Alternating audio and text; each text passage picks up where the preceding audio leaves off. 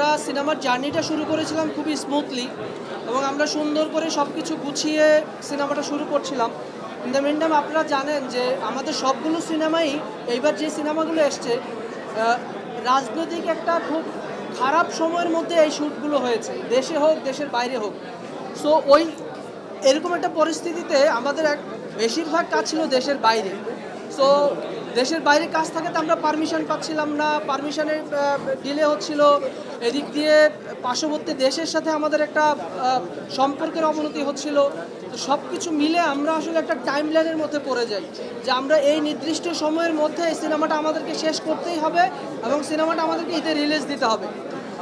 So এইটা আমাদের জন্য খুব কঠিন একটা জার্নি ছিল যে অন টাইমে জিনিসটাকে শেষ করা এবং এই টাইম থেকে বের হওয়ারও কোনো সুযোগ নেই। যদি একদিন সময় আমরা এদিক সেদিক হয় আমরা সিনেমাটা রিলিজ দিতে পারবো না, এরকম একটা সিচুয়েশনের মধ্যে থেকে আমরা পুরো সিনেমাটা করেছি এবং আমরা চেষ্টা করেছি এটাকে কোনো অজুহাত হিসেবে দাঁড় না করিয়ে অন্যান্য সিনেমাগুলো যেভাবে এসছে একদম সম্পূর্ণভাবে সিনেমাটা দর্শকের সামনে নিয়ে আসতে চেয়েছি এবং আমরা এনেছি। এবং আনার পরবর্তীতে আপনারা জানেন সবাই, এটা আর নতুন করে বলার কিছু নেই, 4-5 দিনের একটা ব্যাড এক্সপিরিয়েন্স আমাদের হয়েছে। এটা বাংলাদেশের সিনেমার জন্য এটা আসলে আমি বলবো যে হেলদি না এই ধরনের এক্সপিরিয়েন্স।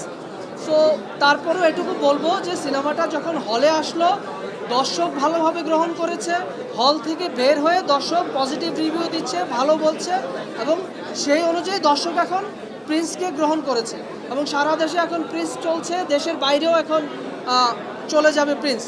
সো আমি ওভারঅল বলবো যে এটা একটা টাফ সিচুয়েশন ছিল, বাট আমরা ফাইনালি ফিল্মটা দর্শকের সামনে এনেছি এবং আমরা আমাদের 100% এফোর্ট দিয়ে এনেছি। আমাদের এই সিনেমাতে মেগাস্টার শাকিব খান আছে এবং পাশাপাশি যেই ক্যারেক্টারগুলো ছিল প্রত্যেকটা আর্টিস্টই আসলে প্রফেশনাল এবং এত বেশি কোঅপারেটিভ এবং ওনাদের কোঅপারেশনের কারণেই আসলে আমরা অন টাইমে সিনেমাটা শেষ করতে পেরেছি।